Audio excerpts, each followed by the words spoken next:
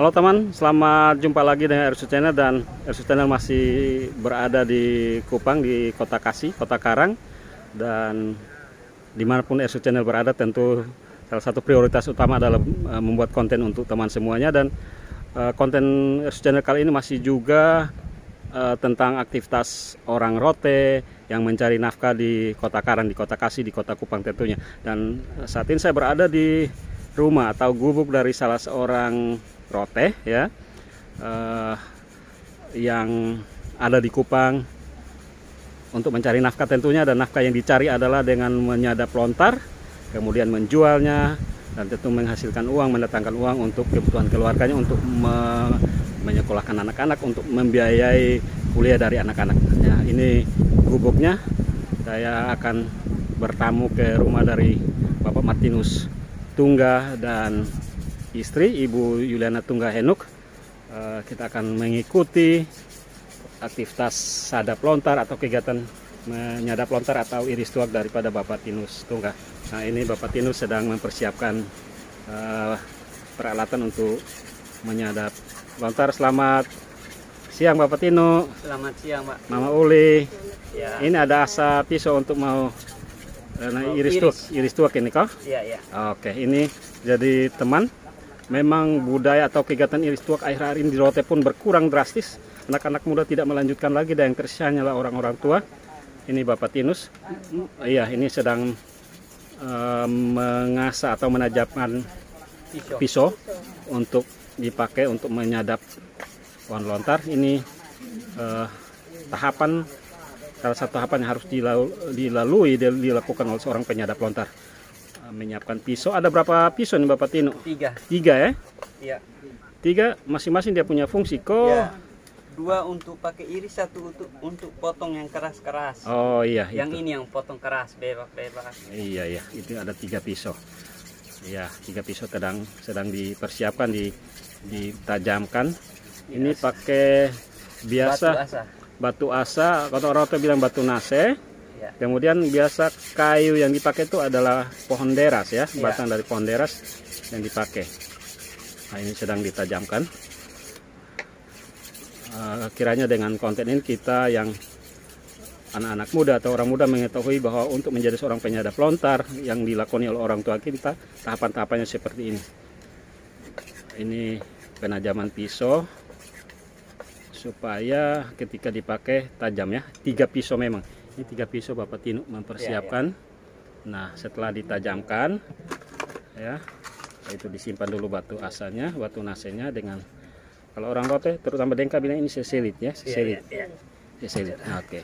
Sekarang Bapak Tinu ambil, kalau dulu kotong di rote pakai haik atau kota orang iya pakai yang ini, tapi sekarang pakai ini. Dulu pakai ginggitis orang rote bilang. Ya. Tapi karena zaman sekarang maka tidak Ini pakai. lebih kuat. Iya, ini lebih praktis, ini di bawah untuk sampai ke atas. Ya. Oke, Bapak Tino, kotong. Ya. Siap-siap.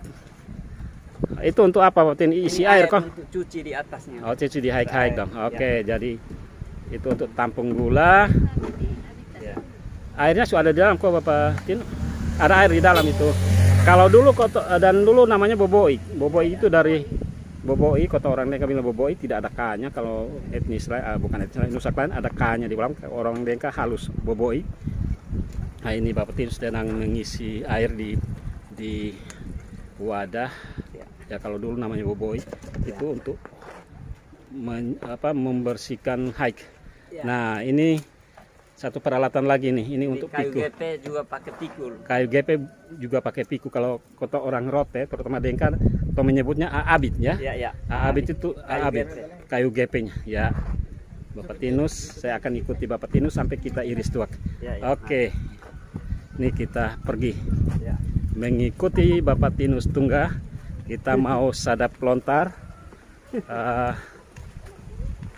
Kemudian bisa dipakai untuk minum dan dijual.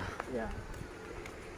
Nah, setelah Bapak Tinus pulang sadap, kita akan bicara cita-cita lebih jauh lagi. Ya. Sudah berapa lama, sejak kapan Bapak Tinus datang di Kupang untuk sadap lontar, dan kemudian hal-hal lain. Ini kita berada di lokasi kampung nama apa nih Bapak Tino? Naimata. Naimata ya. Jadi sekali lagi Bapak Tino ini sudah bertahun-tahun bersama istri. 11 tahun. 11 tahun ya. Anak 3 orang kuliah cuma selesai semua. Itu sudah. Nah, datang Kupang, iris pohon, ini pohon-pohon tuaknya ini. Ya, ya. Ini kotong Bapak Tino sewa kok atau istilah? Sewa ya. Yang ini Bapak DPR punya, dia tidak minta saya sewa. Oh, Bapak DPR di Kupang sini. Ya. Oh, DPR Bapak Episeran bilang tak bisa kasih dia uang. Oh, Bapak Episeran Puntanan ya. Ya, ya. Nah, ini pohon-pohon tuaknya yang merupakan sumber kehidupan orang Rote. Di mana ada pohon tuak, pasti di situ ada orang Rote. Itu slogan yang sering digaungkan. Di mana ada pohon tuak berarti ada orang Rote. Di mana ada orang Rote berarti ada pohon tuak. Jadi korelasinya seperti itu ya. Saya mengikuti Bapak Tino. Nah, sampailah kita di pohon tuak yang mau disadap, yang mau diiris oleh Bapak Tino. Ya, Bapak Tino mulai naik. Ya, naik terus sampai di atas.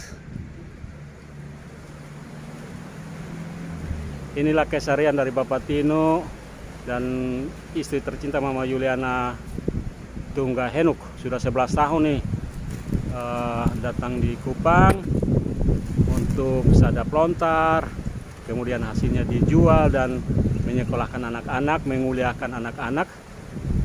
Bapak Tino sudah sampai di atas. Sayang sekali video kita tidak mungkin mengambil sampai sedetail mungkin,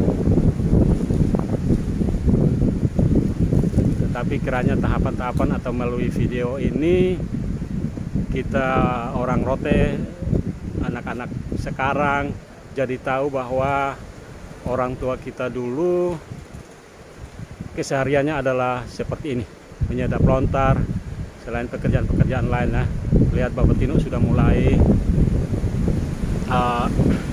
mengambil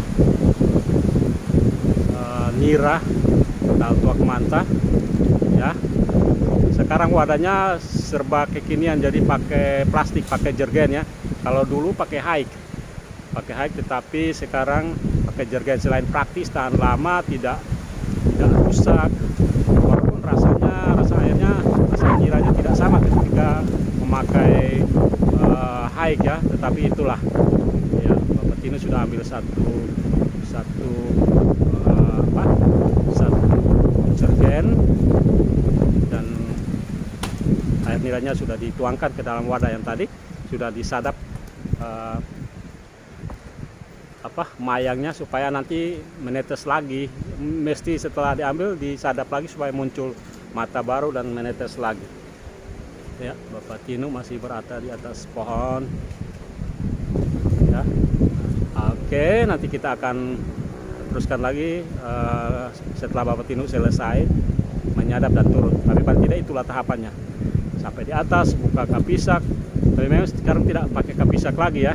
Langsung jergennya diambil, kemudian tuaknya dituangkan ke dalam wadah yang di bawah tadi.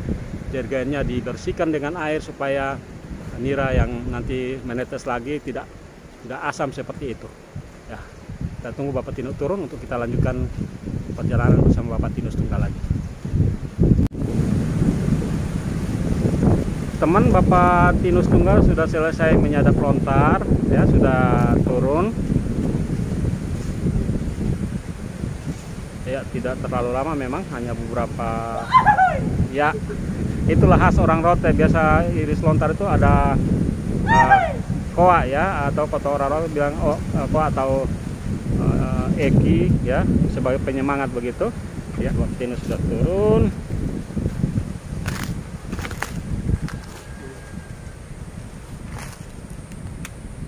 Selesai. Bisa lihat di punggung air kok Bapak Tino, lumayan. Woi, kotong bisa minum. Ini bisa untuk minum ya. Sekarang kotong pulang dan kotong mau minum tuak ya, tua isi kalau kotong orang Rote, terutama Dengka. Oke, silakan. Kembali. Ya teman, sekali lagi RC Channel masih berada di Kota Kupang, bersih kita di Naimata.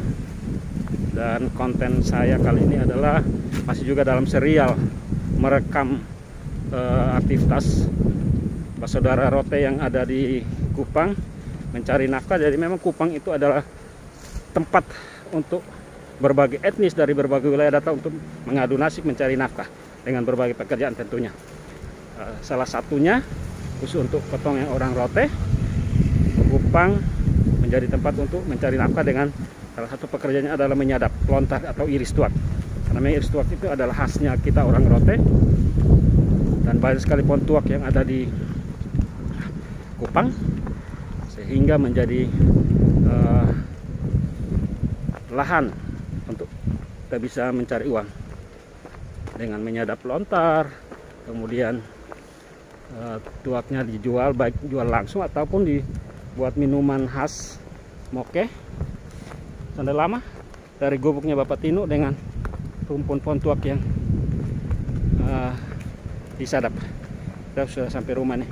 Ini Mama Uli sudah menanti kita. Ya. Ini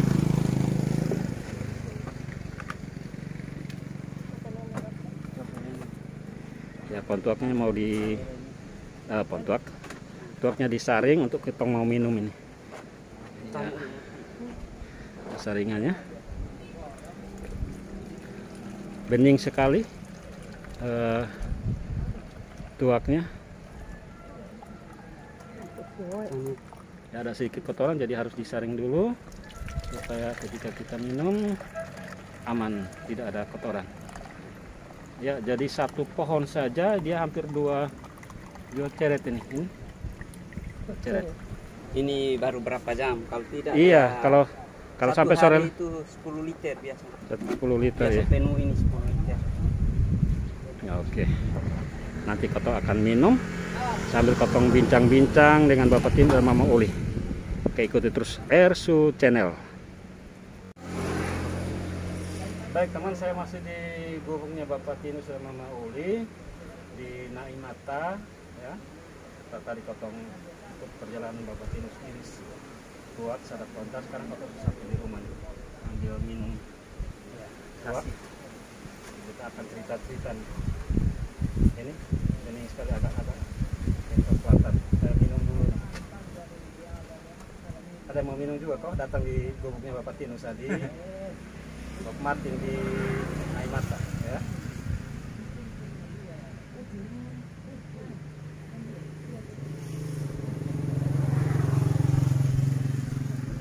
Wow. Di rote saya sudah dapat seperti ini. Hanya ada di Kupang. Datang ya, kalau mau minum tuak hanya ada di Kupang dulu. Nah, kau tangga cerita dulu Bapak Tino. Ya, Bapak Tino dengan Mama Uli. Sejak kapan Bapak Tino datang Kupang untuk iris tuak? 11 tahun. 11 tahun. 11 tahun. Tapi ya pakai standar Bapak Tino lah Bapak Tino. 11 tahun. 11 tahun. 2008. 2008, sekarang 2018. 2020. Dari 10 tahun. Kuliah. Dari anak sulung kuliah. Kalau suruh kuliah di Baptis naik Kupang. Ya. Iya. Langsung iris. Kalau beta 2011 kan. Nah, anak sulung berarti Deborah ya. Itu Ya, dia Deborah. masuk kuliah tahun 2008. Berarti 2008. Bapak Tino mulai datang Kupang iris ini dari 2008.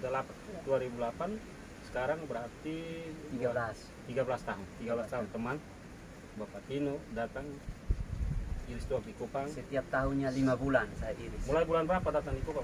Bulan Mei sampai Oktober.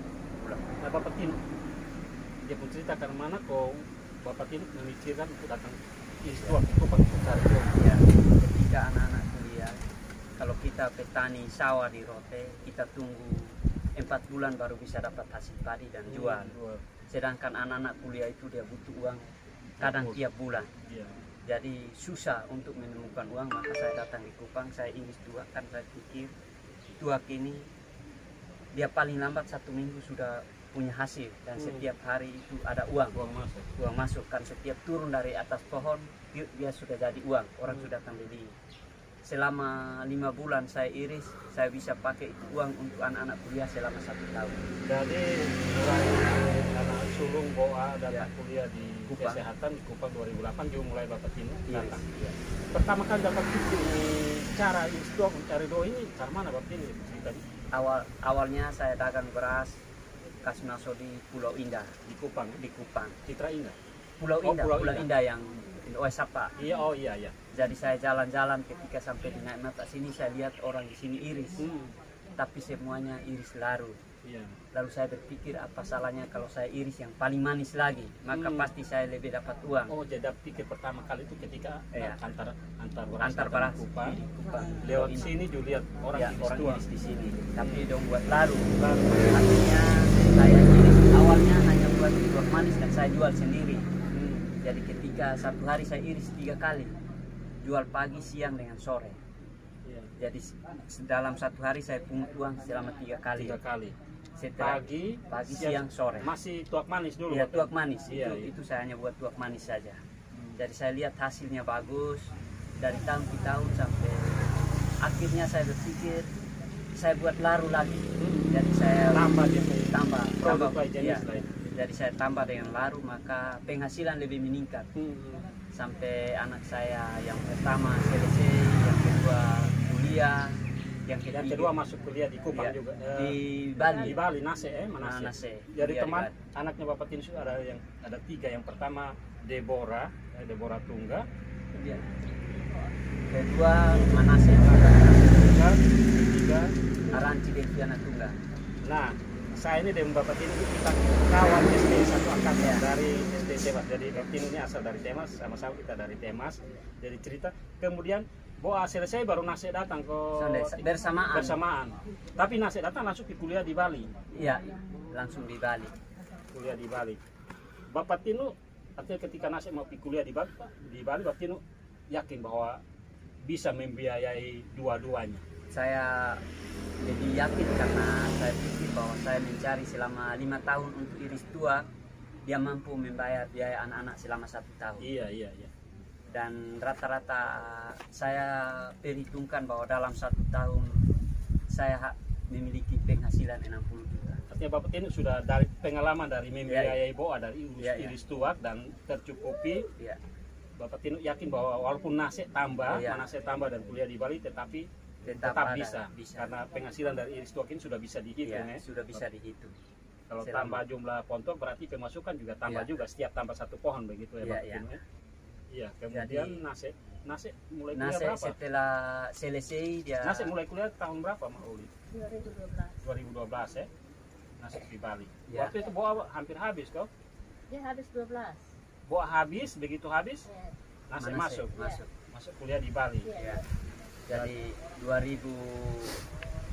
2016 Manase selesai. Nase selesai S1. Selesai S1, terus dia mau lanjut ke S2. Kita lanjut S2. Ya, tapi Sampai Nase selesai itu artinya tetap dari hasil iris tuak. Dan iris tuak ini tetap. mencukupi. Lalu Nase nikmati. habis, Devi lagi anak Jadi masuk ke Undana Iya. biologi. Jadi keduanya lanjut sama-sama. Manase lanjut ke S2 dan sekarang mau selesai. Sama-sama Nase masuk S2, Devi masuk S1. Ya, Boa sudah selesai itu. Iya, iya. Dua teman bayangkan ya. Anak kedua dibiayai di Ispontuak S1 selesai sekitar 4 tahun, kemudian lanjut S2. Ketika lanjut S2 itu Bapak tetap yakin bahwa Yakin. dari iris tuak ini bisa yakin karena saya tanya teman saya, dia bilang kalau S2 itu paling tinggi habis 200 juta, tapi saya yakin bahwa saya mencari bisa mencapai 200 Iya, iya, juta. iya. Dan sampai sekarang sudah final karena sudah Tinggal daftar wisuda. Tunggu wisuda saya. Wisuda S2. Kemudian Devi juga Devi waktu sudah bersamaan selesai. masuk S1 Undana. Ya, dia sudah selesai berapa tahun? 2018. Selesai 2018. Iya, teman, ini satu hal yang sangat inspiratif sekali.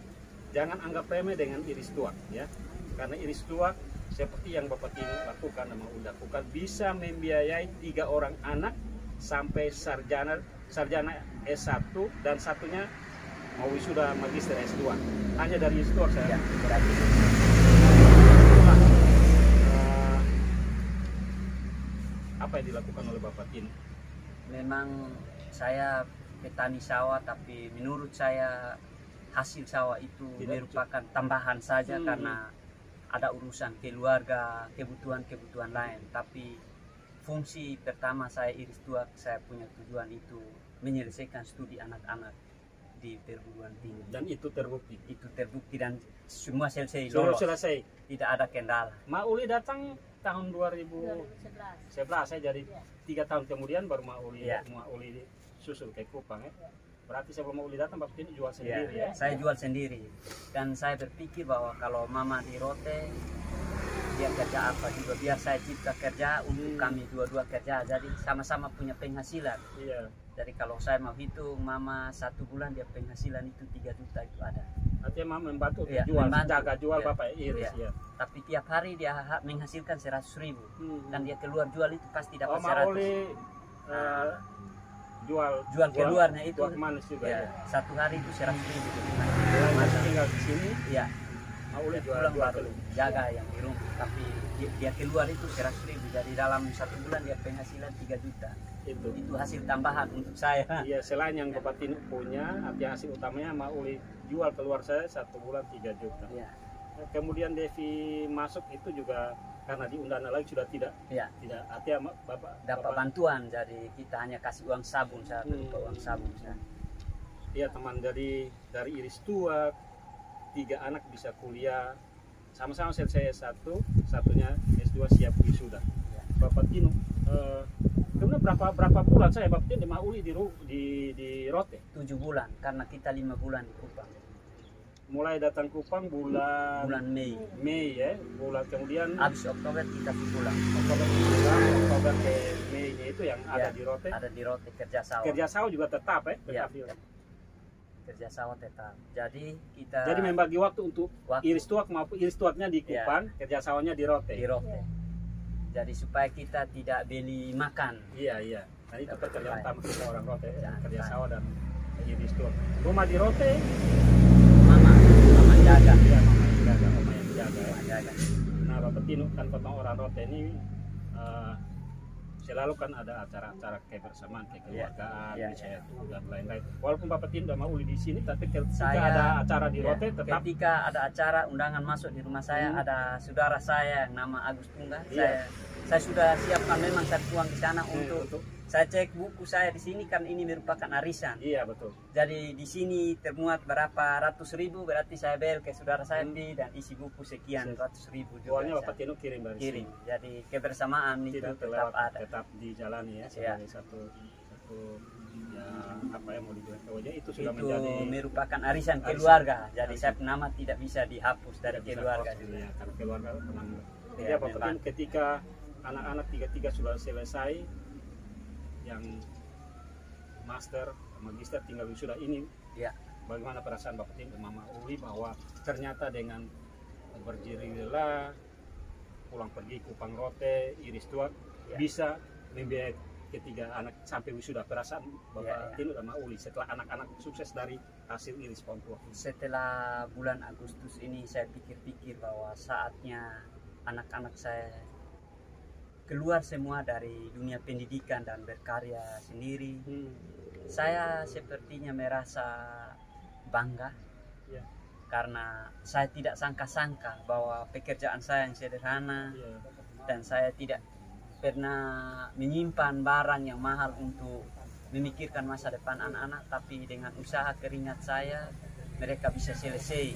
Saya merasa bersyukur, Puji Tuhan, puji juga. Tuhan Memberikan karena kekuatan Tuhan selama berapa tahun itu memberikan kesehatan, kemampuan, hikmat, keahlian kepada saya sehingga saya mampu menyelesaikan dan bertanggung jawab atas pendidikan anak-anak. sejumlah tanggung jawab dan pendidikan anak-anak sampai tuntas.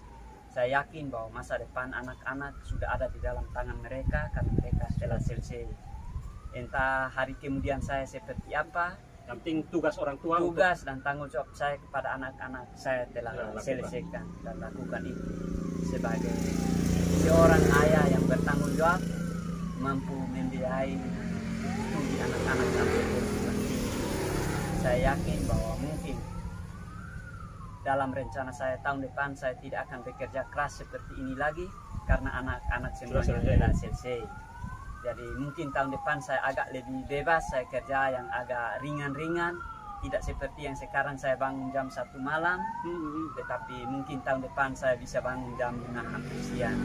Bapak Tino bisa tahu potong waktu Bapak Tino kalau iris di Kupang itu tadi kan sudah singgung mulai kalau iris pagi itu dari jam berapa sampai selesai jam berapa, siang sampai kalau pagi itu jam 1 malam sampai jam 6 itu selesai. Jam 1 Subangun. Karena jam 7 harus jual. Ya. Terus jam 1 siang, jam 6 selesai. Jadi karena bagi waktu itu membuat dia pun hasil juga hampir terbagi penuh. Karena kalau kita salah bagi waktu berarti siangnya hasil kecil. Iya. Jadi kita bagi waktu supaya hasilnya tetap sama. Bapak Tino dari Mama Uli kan hanya petani biasa, ya, tetapi bisa dengan hikmat bisa menyekolahkan anak-anak, memudahkan anak-anak sampai selesai. Apa yang Bapak Tino bisa sampaikan kepada orang tua yang lain untuk dengan cara apapun bisa menyekolahkan anak-anak atau kasih kuliah anak-anak? Ya. Kalau bagi saya memang punya keahlian di sini. Tapi saudara-saudara saya yang lain punya keahlian di lain bidang. Dari keahlian itu saya himbau agar digunakan dengan baik-baik, menghindari judi, salah gunakan uang. Saya mau berpikir bahwa selama anak-anak saya kuliah, saya takut mengeluarkan uang untuk hal yang sia-sia. Semua fokus ke pendidikan. Terus memang soal makan minum saya tetap jaga supaya saya tetap sehat dan harus makan minum. Tetapi untuk pengeluaran macam ke judi, belanja yang lebih-lebih tidak. Saya mau cerita sedikit bahwa semua orang ada televisi. Tapi tahun lalu baru anak saya laki-laki pulang dari Bali, dia beli satu televisi.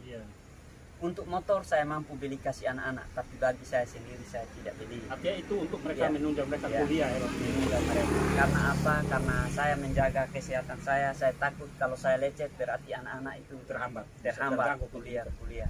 Jadi saya hanya berjalan dengan apa yang ada yang Tuhan berikan pada saya.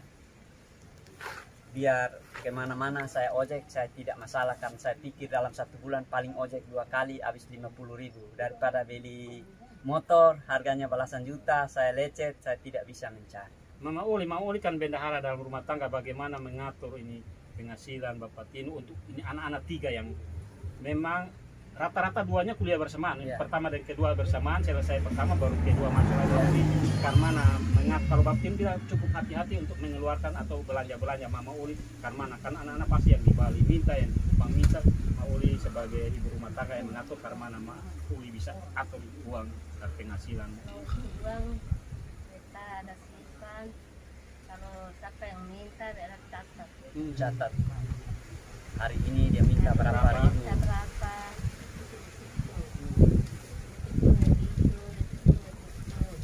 Jadi Nasib juga begitu. Iya. Kalau minta berapa juta, ada isi. Ada catatan ya. Ya, ada begitu. Bapak Tino, Mama Uli, bagaimana Bapak Tino dan Mama Uli kasih tahu anak-anak bahwa Bapak dan Mama ini hidup atau membiayai anak-anak kuliah dari iris tua. Pesan apa Bapak Tino kasih tahu kepada mereka supaya mereka menyadari ini dan artinya dalam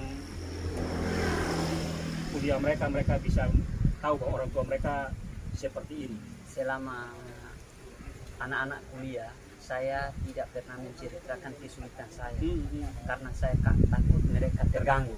Memikirkan. Jadi saya hanya pesan sekarang berangkat dari rumah untuk kuliah.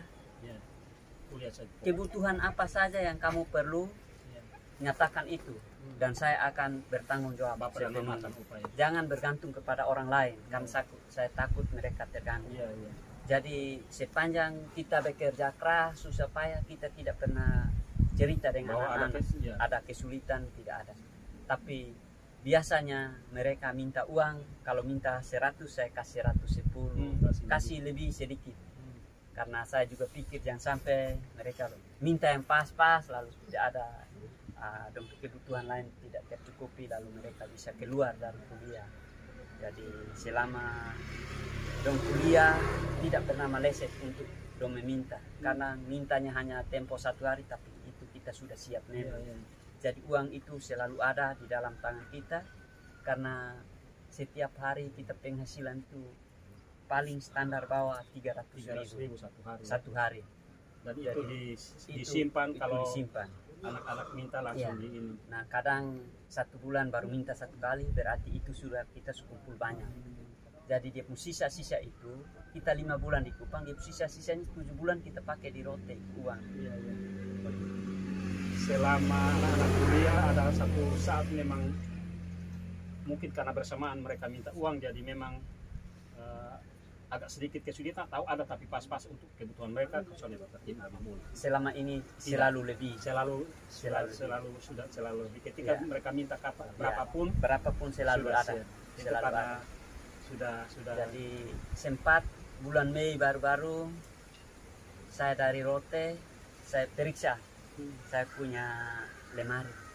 Ternyata ada uang sisa-sisa setiap tahunnya itu masih di dalam envelope. Lemari di Rote. Iya. Ternyata itu kan kita pegang kunci sendiri. Jadi ketika saya buka ini envelope, ternyata oh ini 2012 sisa uangnya masih sekian. Masih sampai 2012 ada. Dari 2012 sampai sekarang. Jadi setelah itu saya kumpul-kumpul sampai 2020 sekian envelope yang masih ada uang sisa-sisa setiap tahunnya yang kita tidak sempat. Itu kita sudah tidak sangka-sangka kan ada tersisip-sisip di situ. Nah, tapi kita lihat itu tanggal envelope keluarnya itu kalau ini tanggal tahun ini kan setiap tahun sisa uang itu kita taruh satu envelope lalu sisip di lemari. Itu dia tujuan, mungkin kita sakit kaget lalu tidak ada apa-apa lagi kita ambil yang itu. Mauli dengan Bapak Tino, jadi memang selama ini anak-anak juga selama mereka kuliah hampir bersamaan mereka artinya memahami dan menyadari orang tua pun polisi juga, mereka tidak aneh-aneh, tidak minta yang macam-macam, tidak minta lebih-lebih juga. Yang lebih-lebih. Jadi kalau menurut saya anak-anak memang kita hidup ini harus berusaha. Waktu anak saya sulung dia keluar dari rumah itu kita punya uang hanya 15 juta. Dia kuliah kesehatan, uang hanya ada pada saya 15 juta. Saya pikir cukup, tahu-tahu tidak cukup. Namun sampai dengan saat ini sudah sekian belasan tahun 3 orang selesai kuliah. Kalau ini bukan omong sombong, tapi kisah nyata yang saya alami. Kalau saya mau berpikir bahwa semua barang yang saya siapkan dulu untuk anak-anak kuliah itu barang masih ada semua. Itu semua masih ada, baik yang bergerak maupun benda mati. Tidak diganggu, tidak diganggu. Ternak sudah dijual. Sudah ada. Tapi semata-mata mereka selesai kuliah dari pohon lontar. Dari hasil keringat saja. Jadi kalau saya mau bilang bahwa ini memang satu berkat yang Tuhan memberkati saya dan keluarga anak-anak, karena apa? Barang yang saya siapkan itu masih ada semua. Tidak ada yang ini. Tidak ada diganti. Memang ada yang sudah punah, tapi ada yang sudah ganti. Jadi saya anggap semuanya masih ada, masih utuh. Terus uang yang awalnya yang menjadi dasar 15 juta masih ada. Mungkin lebih daripada itu. Lebih dari itu. Saya yakin bulan Agustus ini selesai, mungkin saya hanya tambah 10 juta, saya yakin itu. Tapi masih lebih kepung sisa. Saya yakin bahwa ini berkat. Jadi kalau saya di Kupang sini, saya tinggal tempat seperti ini, orang pikir, wih ini orang susah terlalu. Tapi saya pikir biar susah, tapi anak-anak senang. Oh iya, betul, saya mau tanya Bapak Tino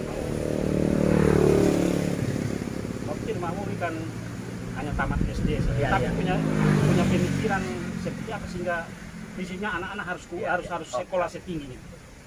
Kalau mau berpikir sampai situ, terus terang kita berbicara latar belakang kehidupan. Saya awalnya tinggal dengan bapak tiri terbuka. Terus mama jual ikan, kasih hidup kita dari awalnya kita ini orang susah terlalu karena hidup dari jual ikan. Mama yang jual lagi. Setelah itu saya berpikir dari ada sekolah susah, kerja saja. Sehingga waktu itu hanya tamat SD saja, kita sama-sama tamat. Saya tamat. Lalu saya kerja tapi saya punya satu prinsip pekerjaan. Kalau kita orang Rote biasanya membantu itu selalu ada. bantu orang lain. Tapi saya bertekad kalau saya bantu saudara-saudara saya keringat satu lapis, maka saya kerja harus 2 lapis. Karena itu untuk saya sendiri. Dari perjuangan itu saya kerja macam-macam pekerjaan. Tetapi di akhir dari semua pekerjaan itu ternyata hasil yang paling tinggi adalah Iris Tua. Hasil yang paling tinggi adalah Iris Tua. Karena kita kerja pekerjaan apa saja dia butuh modal, tapi Iris Tua hanya butuh tenaga dengan keahlian. Lalu pekerjaan apa saja dia butuh waktu untuk menghasilkan uang, tapi Iris Tua saat itu juga uangnya ada.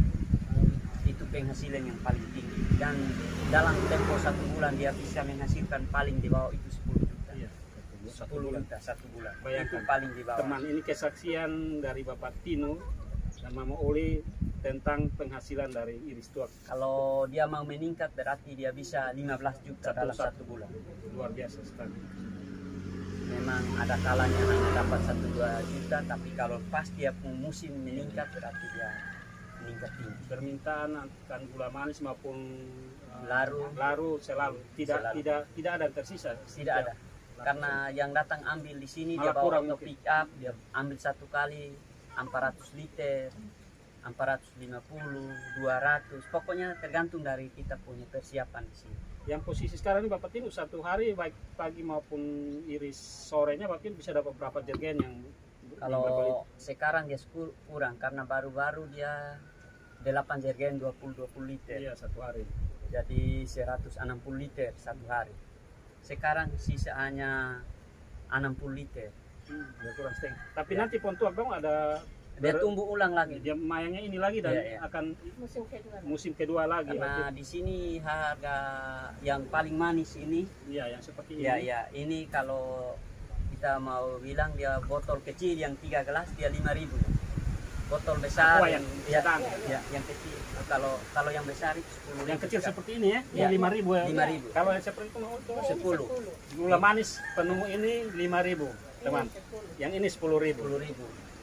Jadi kalau kita jual dia hasilnya cukup bagus. Iya. Karena 1 pohon paling di bawah dia 3 botol begini. 1 pohon berarti ini 30.000. 30.000 1 pohon. Satu Kali pohon. sudah. Ya, itu. Kadang dia 6 botol kalau dia hasil bagus. 6 botol 1 pohon dalam 1 hari. Nah kalau dia sudah air berarti dia paling di bawah 30 hari itu airnya full. Iya, iya, itu berkurang. Baru kurang. Jadi Bapak Tino dengan Iris Tua, Bapak Tino sama Uli mungkin Karmana ya? Selama Iris Tua mungkin ada yang pernah Karmana ya, omong yang soleh enak kok Karmana soleh. Kita di sini semua orang sayang sama kita. Lalu kalau mau dilihat di sini kita rumah ini paling banyak tamu. Iya, iya. Karena mereka senang dengan kita. Kita tidak pernah kasar-kasar dengan orang. Kita tetangga tiap hari ya kasih kue 5 potong. Iya. 1 potong 1.000 sampai saya bilang tak usah kasih dia. Iya. Dibilang jangan. Nah saya hitung kalau dalam 1 tahun dia kasih saya kue itu sekitar 500 biji. Saya rasa dia rugi juga, tapi ya kita berbagi-bagi. Iya, persahabatan pertemanan itu tidak diukur Saya dengan itu. sering kasih Tuak tua, dan kasih lain-lain. beras dan lain-lain. Artinya di mana kita Nah, berada, kita jadi- bertetangga yang baik Bapak Tino. Jadi kita tetangga di sini semua senang dengan kita. Iya, iya. 5 bulan sudah harus merasa Iya. kehilangan. Merasa kehilangan. Kita baru datang sekarang sudah datang. Kapan Bapak Tino Mama Uli Ya, datang ini? Itu sudah.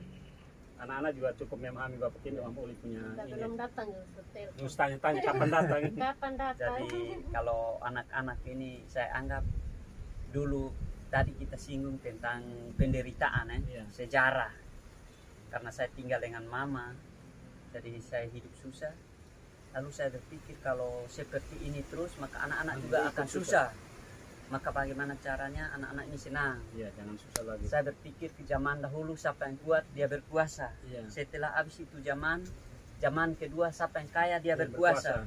Tapi zaman sekarang siapa yang Siapa kerja pintar? Ya. Siapa yang pintar? Pintar ya. Dia di muka. Maka saya perlu membekali anak-anak saya agar dia jangan Itu hilang. yang poinnya sehingga Ya. Bapak Tino Ya, bersusah payah pun harus anak-anak ya. sekolah, harus anak-anak kuliah, paling tidak harus selesai sarjana dulu. Sarjana. Karena saya berpikir biar tidak ada apa-apa, tapi dia dihormati. Karena Itu pendidikan. kebanggaan saya. Dan anak-anak tiap sudah selesai Iya. itu sudah menyenangkan Mauli dan Bapak Tino. Terus yang kedua, kalau mereka sudah punya ilmu dimanapun mereka berada, mereka bisa cipta kerja sendiri. Tanpa orang kasih mereka pekerjaan, mereka bisa kerja sendiri. Saya yakin bahwa saya hanya pendidikan SD, tapi bisa cipta kerja untuk membiayai anak-anak sampai sarjana. Maka anak-anak yang sarjana pasti lebih daripada itu. Itu keyakinan dan harusnya kebanggaan seperti saya. itu. Kebanggaan saya. Oke Bapak Tino, jadi teman dari perbincangan sederhana ini ada banyak nilai yang kita bisa dapatkan dari perbincangan dengan Bapak Tino dan Mama Uli, seorang petani penyandang lontar biasa di Kota Kupang, tetapi bisa menggunakan anak-anak bahkan selesai tiga-tiganya selesai sarjana S1 dan satunya sudah S2. Itu ini satu hal yang luar biasa sekali. Apa yang mau dibilang pesan lah Bapak Tino untuk orang tua terutama kalau ada di Rote supaya dengan cara apapun atau sebisa mungkin kasih kuliah anak-anak dia mewariskan ilmu kepada anak-anak. Ya, kalau pesan saya seperti begini, kita memiliki segala-galanya satu ketika hilang karena anak-anak salah memfungsikan. Iya, iya. Tetapi ketika kita mampu dan berpikir untuk membawa anak-anak ke dunia pendidikan seperti sarjana, maka ilmu yang ada di dalam otak anak-anak merupakan harta yang tidak pernah dirampas oleh siapa dan tidak akan hilang. Entah dia hidup di Pulau Rote, entah dia hidup di pulau mana saja, tapi dia punya ilmu tetap ada dalam otak, maka saya yakin dia tidak akan susah walaupun tanpa orang tua. Maka saya memberi pesan kepada orang tua agar sebisa mungkin membawa anak-anak ke dunia pendidikan setingkat sarjana agar anak-anak itu ke depan hidup dalam keadaan aman, tentram, dan bahagia karena mereka memiliki Ilmu yang pengetahuan.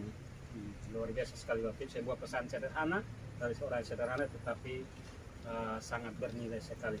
Bapak Tino dan Mang Uli anak-anak sudah selesai nanti akan sudah ada corona jadi mungkin sudah sempat sampai sana ya, Bapak Tino. Saya sudah saya tidak bisa ikut sudah di Singaraja karena keadaan sekarang seperti itu. Tapi saya tetap mendoakan semoga tepat waktunya dia selesai karena sudah daftar jadi tidak lama lagi, tinggal tunggu waktu. Ya, teman, inilah perbincangan sederhana di tempat yang sederhana dengan orang sederhana tapi berpikiran jenius, berpikiran yang luar biasa sekali dan ini bisa kita ambil hikmah poin-poin positifnya dari perbincangan ini bahwa apapun pekerjaan tetapi dilakukan dengan sungguh-sungguh maka pasti akan menghasilkan.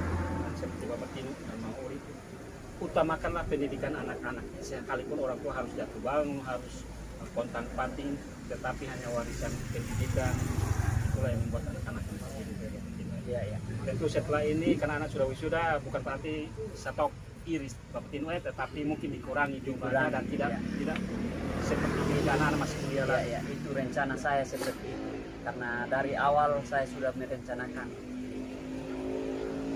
ketika anak-anak sudah mengakhiri hidup di dunia pendidikan maka saya akan mengurangi pendidikan saya karena umur saya menunjukkan sekarang saya 54 tahun. Yang penting sudah melalui sadap lontar iris tuakin sudah mengantarkan anak sampai di pendidikan yang tinggi, bahkan ada yang sampai master. Itu adalah kebanggaan dari Bapak Tino ya, orang saudara tapi bisa membuat anak kita bisa mencapai tingkat pendidikan yang maksimal ya.